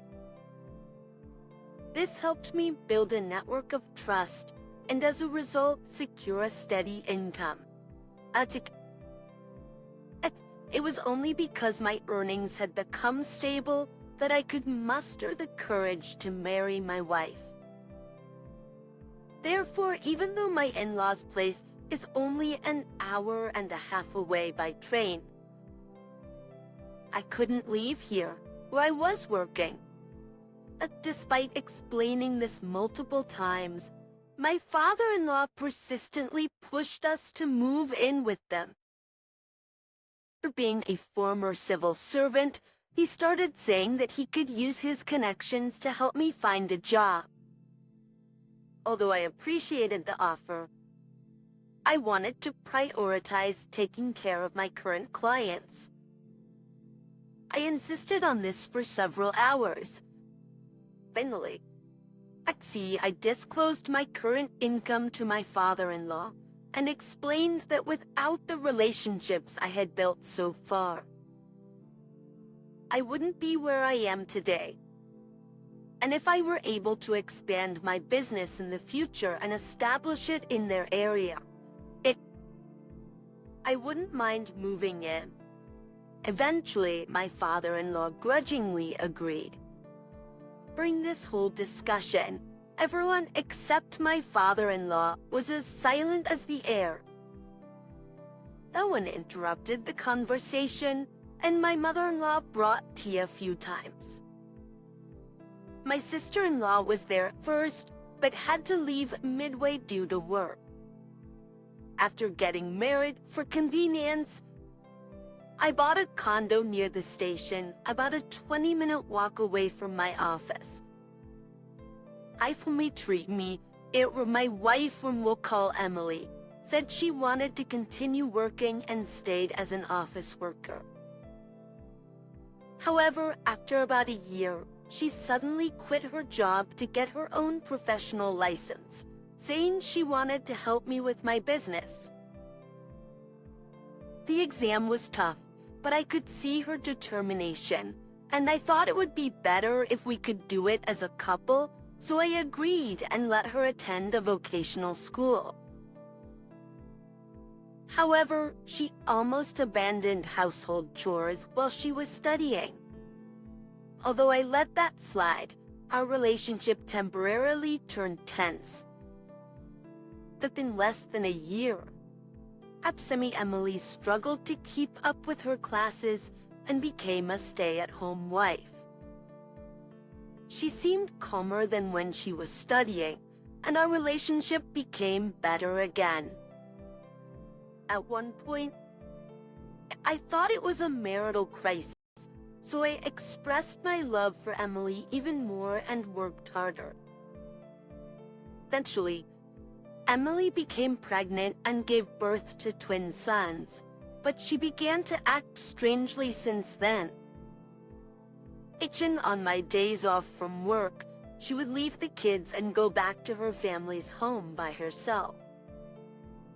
At first, she said she wanted to take a break from parenting, and since both of them had started drinking milk formula and not just breast milk, I was able to take care of them, so I agreed. We had many talks about this, but my wife said she just couldn't tend to 2 kids at once, and since they're boys, she expected me to parent them. I couldn't quite agree, but for the sake of our children, I relocated my office to a closer location and converted it to an office with a kids' playroom. We've been visiting my in-laws about once a month, but the last time we went, my in-laws just wouldn't let us leave. I turned down drinks, telling them that I was driving, but they still served me beer, calling it tea. I could tell from the smell right away, so I didn't drink a sip. By the time our children were 3 to 4 years old, they weren't attached to Emily at all and stuck to me instead. Eventually, perhaps Emily began to visit my in-laws even on weekdays, and at times she would even spend a week or 2 at their place and not come back. When it started to interfere with my work, I consulted with Emily's family, but the talks with Emily's mother didn't go anywhere because Emily herself wanted to be there. Perhaps Emily's father didn't answer the phone, so when Emily hadn't come back for a week, I decided to leave my children at daycare and went to my in-laws' place. When I got to their place, I could hear a loud argument even from outside. It seemed that my father-in-law and sister-in-law were yelling at each other. Hesitating a bit, I killed time at a nearby convenience store, and when I visited again, the voices had quieted down, so I rang the doorbell at my in-laws' home. The front door opened, and Emily's sister came out right away, held back by Emily's father, with Emily's mother and Emily just watching. Emily's sister said to me, "Let's go out. I'll tell you everything." But to which my father-in-law said to me, "What are you talking about? But come in quickly." However, Emily's sister and my father-in-law were having a fierce argument at the entrance, so I couldn't enter their place. During a heated argument, it seems a neighbor called the cops, and the police arrived to cool things down. We ended up talking at their place. According to my father-in-law, Emily constantly being at her parents' house is your fault. I'll listen to your sister-in-law, Susan. She's crazy. But Susan snickered and said, "You've been deceiving Frank from the start." But every time Susan tried to talk, my father-in-law would interrupt and make a fuss, so we couldn't really have a proper conversation. Even when I tried to get Emily to join in, she remained silent. This was going nowhere, so I asked to talk to everyone individually on a later date. But to this, my father-in-law made an unbelievable accusation. "You're planning to have an affair with Susan, aren't you?" Upon hearing this, Susan stood up and said, "Fine, that's enough. I'm leaving this house." Then she walked out of the room. No one else followed her, but I followed her to the door.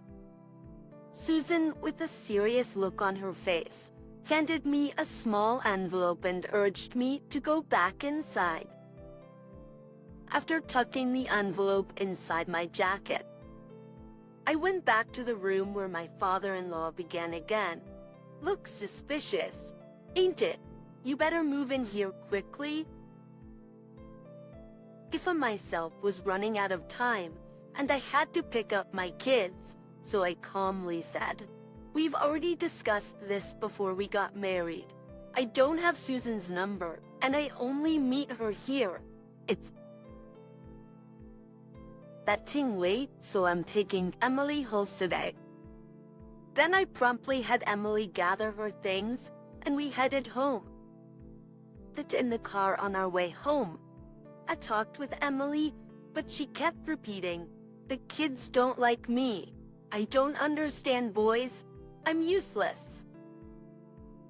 Since I still loved Emily, I told her, "Stay with the kids as much as you can. Raise them in your own way, and I want you to be by my side." We picked up our kids from the daycare and went home. Emily cooked dinner, and we all ate together. Emily's cooking skills had declined, but it was still better than mine, and the kids seemed happy eating it. After dinner, unusually, the kids clung to Emily, and Emily smiled and played with them until they all fell asleep together. I had work to do for tomorrow, so I went to my office to organize some documents. That's when I remembered the envelope Susan had given me. Inside was a USB drive. But when I checked it on my office PC, it contained text and audio files. The text file was a summary of my father-in-law's living together plan. Knowing that I was self-employed and earning reasonably well compared to my peers, Emily's father planned to have me move in and work from home and contribute my earnings to them. Despite the initial disagreements when we first met, my father-in-law seemingly believed we would eventually agree to live together and had even bought a luxury car on loan. However, he saw no signs of Emily and me moving in. So Emily's father had the idea to get Emily a professional license, but her failing the exam thwarted his plan. Still, Emily's father couldn't give up on my income. After Emily gave birth, he came up with a plan to take Emily away from me and manipulated her to get her on his side. Since there was still no sign of us moving in, my father-in-law thought that if he could push the kids onto me, even on weekdays, we would have to rely on them. However, I had set up a childcare room in my office. The next step, apparently, was to keep my wife Emily at home, waiting for me to buckle under the pressure and suggest we live together. The voice file recorded my father-in-law bragging to Emily, to Emily's mother and Emily's sister about the plan, as well as insults towards me and Emily when things went wrong. Emily's mother accepting this, but Emily agreeing and threatened to Emily's sister when she tried to intervene. There were also commands telling Emily to get her hands on my money and to bring that money over, to which Emily only responded with understood. But Emily's sister's opposition was also recorded. Lastly, there was a separate message from Emily's sister, and there was something shocking written there.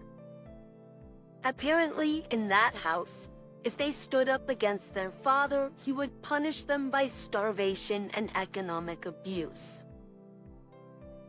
Emily's sister often stood up to such a father, and every time she did, she received unthinkable harassment, such as being denied meals and not being given lunch money.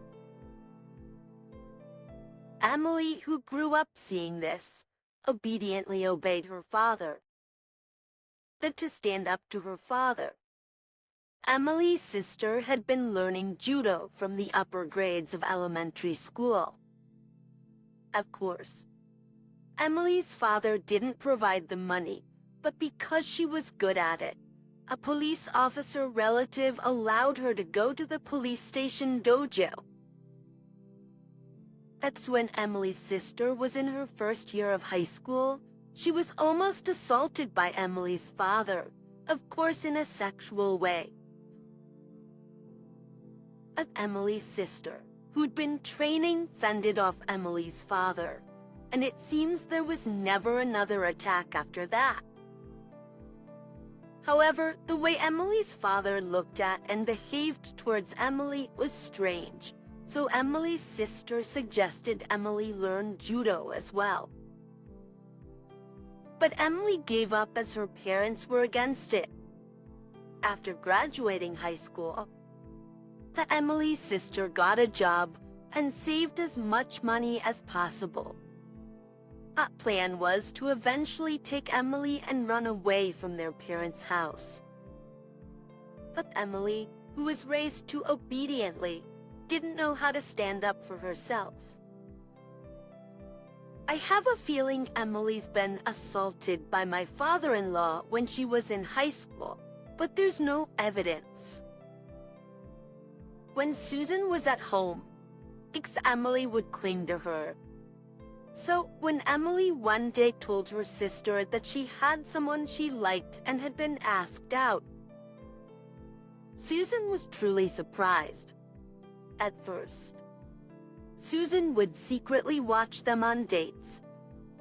If he turned out to be a weird guy, she was ready to rescue Emily right away. When my father-in-law proposed the cohabitation plan, she thought I would be all right because I had strongly refused. But after seeing Emily's father's obsession, Emily's sister thought it would be best to leave some evidence for the future. Now, Emily might be assaulted by our father. Susan felt and she wants me to help Emily as soon as possible. She is sure she can protect herself, so she only wants me to worry about Emily. I still couldn't trust her. She had written instructions to call her work number from a public phone using an alien. Although I did trust her, actually I had some questions and needed to confirm a few things, so I called a few days later. Susan provided a few more details. The reason she told me to call from a public phone with an alias was because she suspected there might already be a wiretap in the office. The alias was also taken into account in case I didn't call from a public phone. And then I was told to take a moment, gather my thoughts, and get back in touch once I was ready. Emily stopped mentioning wanting to go back to her parents' home and started staying at our place. We started having little conversations gradually, bit by bit. A week after the upheaval, I came home to find Emily and her sons genuinely laughing together. It was the first time I'd seen a smile on Emily's face.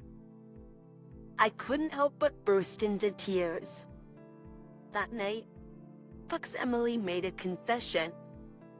She opened up about her past, her inability to defy her father, and how her sister had always been there to protect her. She was scared of men, but strangely enough, I was an exception. When I confessed my feelings to her, she was genuinely happy, albeit with complex emotions, but with the support of Emily's sister, she was truly happy to be in a relationship. Just around that time, her father was often out of town due to work, so there were fewer opportunities for him to assault her. However, when his assignment ended and he returned home, it was pure terror for Emily. But when I proposed to her during this time, she felt like she had no choice but to cling to me. She was taken aback when her father suggested that we live together during our first meeting, but she decided to follow me when I strongly objected. Our marriage was a bliss until her father insisted that she get a certification. He even threatened to reveal her past to me if she didn't comply. She had no choice but to comply, so she tried her best, but it wasn't enough. Still, She was relieved that she didn't have to go back to her parents' home. Life with me was simply delightful. She was genuinely happy when she became pregnant and we had twins. Initially, Emily's father seemed fond of his grandchildren, which put us at ease. He thought he had changed, but Emily's father hadn't changed after all. He began to separate Emily from me and our children. She was yelled at, threatened, and forced to return every weekend. Eventually, Susan moved back to her parents' home, probably to protect Emily. Then Emily was told to abandon childcare and household chores on weekdays and dump the kids on me. As she obeyed from being threatened as usual, I set up a daycare room in my office. She said she had never felt such despair, even though she blamed herself. But to her, it seemed as if even I was trying to distance myself from her children. And then one day, my father-in-law assaulted her. That's Snelle, despite placing a large package in front of the door and doing her best to defend. It was in vain. Just when she was about to give up, Susan, who had sensed something was wrong, entered the room. From then on, my wife had Susan stay in the same room, and she somehow managed to protect herself. The day I went to the scene of a quarrel between my father-in-law and Susan,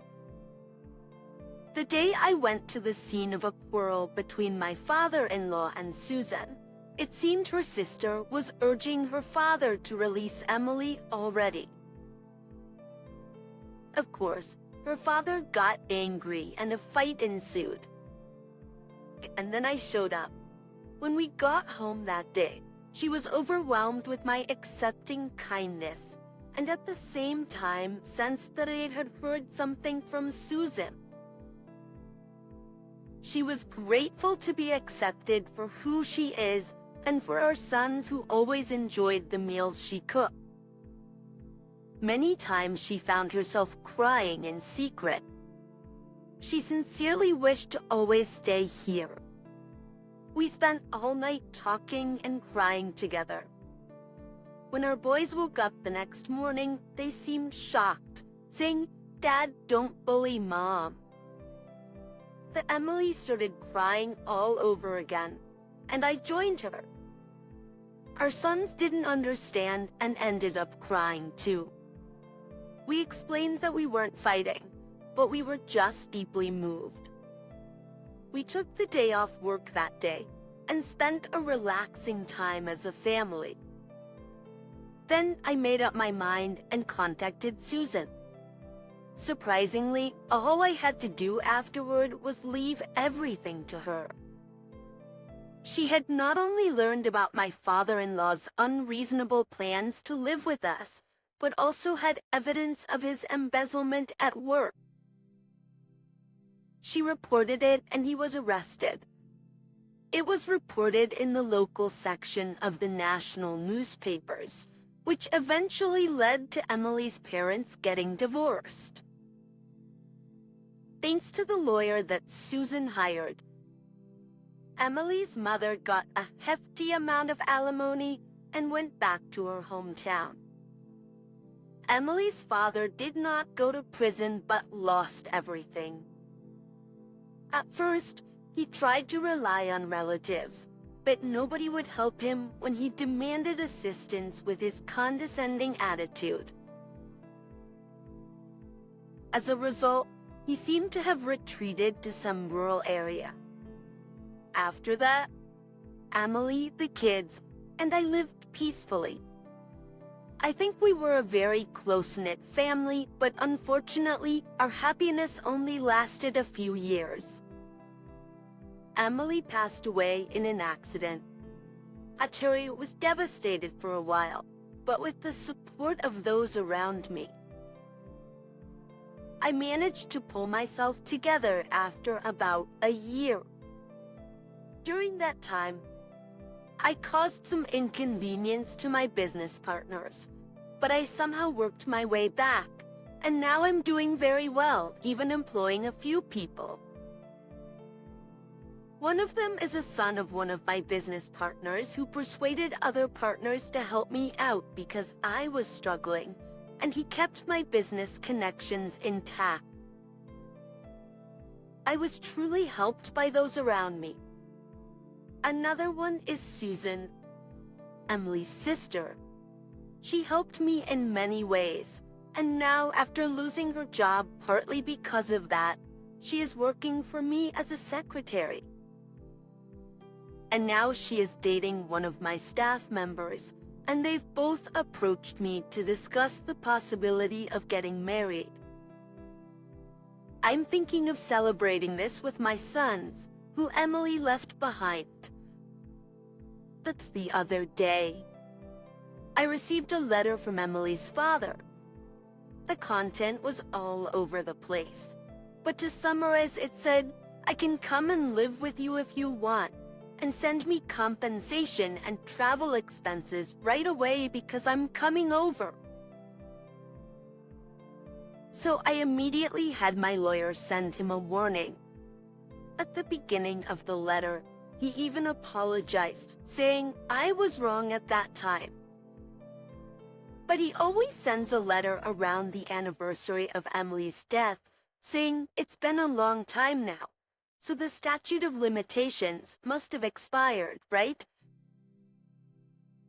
He's probably still aiming for my earning. I'm aware that he's in a tough situation and is ostracized by his neighbors because of his bragging. But once our sons grow old enough, I think it's time to settle this myself. Of course, I won't break the law, but I need to show him a further taste of hell. Until then, every time I remember this man, I'm fueled to work harder and get a greater revenge at him. Emily must have had a tough time growing up, being abused by her father since young. But despite having her sister and me to protect her, the fact that she couldn't escape from her father's control might suggest that she was practically brainwashed. Sadly, she passed away early, but I believe that she had a happy time in her last few years, as she was able to decisively break away from her father and live peacefully with our children. I am nothing but grateful to Emily's sister, who gave me the opportunity to save Emily, and I want her to be happy for Emily's sake from now on. We have a family of 6. Can we be seated? I think you know this, but you're not family. Could you leave now? The number of people the daughter-in-law mentioned didn't match the number of people actually present. We were supposed to be a party of 7. She deliberately left me out when speaking to the waitstaff. The waitstaff looked confused after hearing her words. Even I didn't know what to do. As amid the awkward tension, my daughter-in-law's mom urged me to leave, saying I wasn't family. I had no choice but to leave. Why did this happen when all I wanted was to get along as a family? What on earth did I do? What did I do to deserve this? I didn't know what had upset them, but it seemed someone couldn't tolerate their behavior.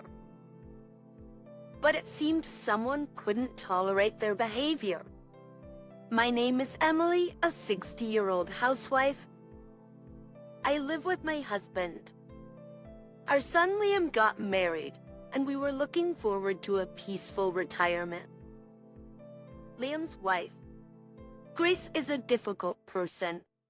She even refused to let us see our grandchild when they had one.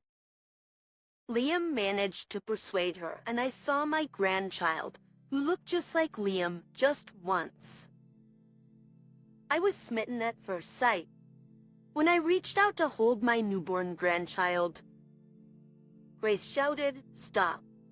Don't touch the baby." She snatched the baby from me.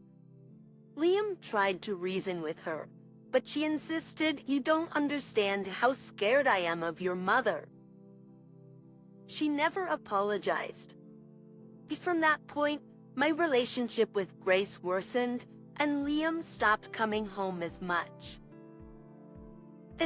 It was sad not to see Liam and my grandchild, but I didn't want to risk another big fight.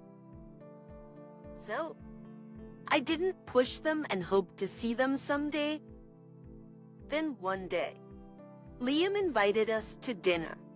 Apparently, Harper knew someone who owned an expensive restaurant, and they thought it would be nice to bring the family. "Don't worry about us. Grace will feel uncomfortable if I'm there." "Don't say that. We rarely get to go to an expensive restaurant. Let us spoil you this time." I was concerned about Grace, but Liam insisted it was a good opportunity to strengthen our relationship, so I agreed. I had no idea this dinner would change my relationship with Grace so much. Later, on the day Liam had set, we arrived early at the restaurant. A time passed, but Liam and his family didn't show up. We thought they might be late because of the grandchild, so we waited patiently. I talked about this with my husband as I waited for them to arrive. But even after 1 hour, then 2, there was no sign of them. I sent multiple messages to Liam's phone, but got no reply. After waiting for about 4 hours, we decided it was time to leave and sent Liam one last message. It's late that night. Liam finally called. "Sorry, Mom. My phone was in for repairs." As soon as I answered the phone, Liam apologized in a flustered tone. Still, not showing up at the agreed place is strange, no matter how you look at it. I told Liam about what happened today and decided to ask for details. Then Liam tilted his head, saying, The date for the dinner changed, actually." "What do you mean?" According to Liam, the dinner date had to be changed due to various scheduling conflicts. Grace was in charge of the arrangements and was supposed to inform each household once the new date was set. And just this morning, as if planned, Grace spilled a drink on Liam's phone. The phone wouldn't even turn on, so he had to rush to a smartphone repair shop. He just got it back. During that time, Liam couldn't check his phone, so he had no way of knowing about my multiple messages. It's totally our fault. But it's not Liam's fault. But the one to blame is Grace, who didn't correct the wrong date. Don't apologize. It's not your fault. Upon hearing my words, Liam apologizes again and tells me the newly arranged date. You don't have to come if you're upset. When I say that, Liam lets out a sigh of relief. I suspect today's events were orchestrated by Grace. She intentionally left the wrong date and broke Liam's phone to inconvenience us. I've been concerned about Grace's behavior for a while now, but this is crossing a line. I felt that something had to be done, but things moved faster than I thought. A few days later, on the newly arranged date, I wait in front of the agreed restaurant. Liam's family and Grace's parents arrive. "Oh, Mims, Emily, it's been a while. How you been?" "What's Mrs. Mom?" Harper greets me. I'm fine, thank you. How about you? They were doing great. My daughters often bring the grandchildren to visit. She says boasting. Truth be told, I've never liked Harper. Ever since the meeting of both families before Liam's marriage. Harper has been hostile and aggressive towards me. She makes snide comments about her daughter cooking dinner or going on a trip soon. Words that can only be taken as insults from someone like me, who is disliked by Grace and rarely sees her. I suspect that Grace and Harper are collaborating to make me feel down. So, I was prepared for something unpleasant to happen at today's dinner. Oh, by the way, Miss Emily, do you know where we're going today? Yes, we're going to that expensive restaurant, right? Oh, interesting. As she says this, Harper looks me up and down. Wondering if something was off, she says, I apologize. Oh, you just don't look dressed for such a high-end place, and laughs. I thought I had prepared well for today. I even made sure to dress appropriately. So, Harper's comment about my outfit was hard to swallow. I thought something understated would be best for a classy restaurant. I say this with a wry smile, and Harper nods, I suppose, before walking over to talk to Grace. The atmosphere between us is already icy before we even enter the restaurant.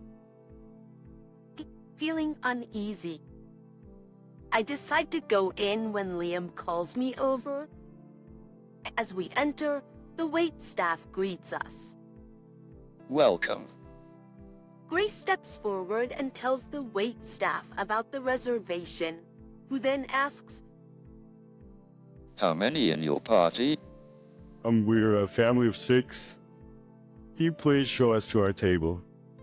I find this puzzling and look around.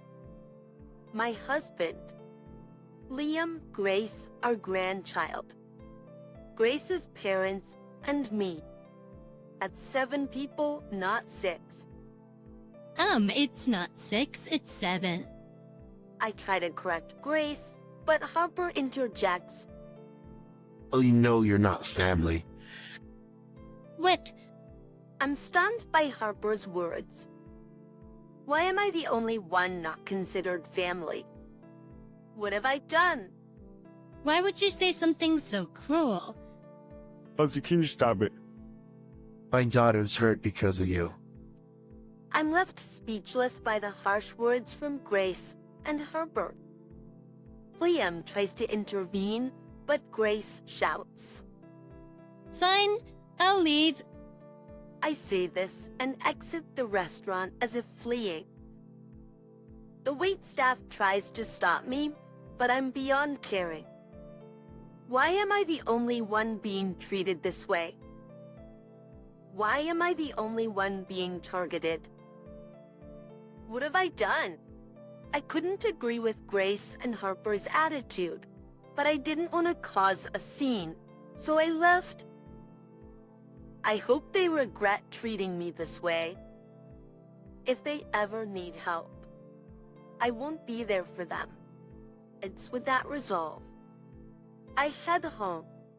I had no idea that the day would turn out like this. As I walk home, my phone rings. It's Grace. I'm not in the mood to talk to her, so I ignore it. Then my message notifications start pinging loudly. Imo, where are you? Please come back. Answer the phone. Grace! The urgency is palpable in each message. Curious, I decide to answer Grace's call. Imo, thank God you answered. So where are you? Please come back to the restaurant right away. I'm on my way home. Why should I come back? You're the ones who kicked me out. Actually, Grace hesitates before explaining. That to summarize, it turns out someone I know was at the restaurant.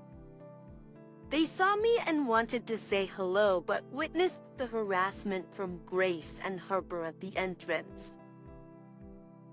After I left, they confronted the two of them.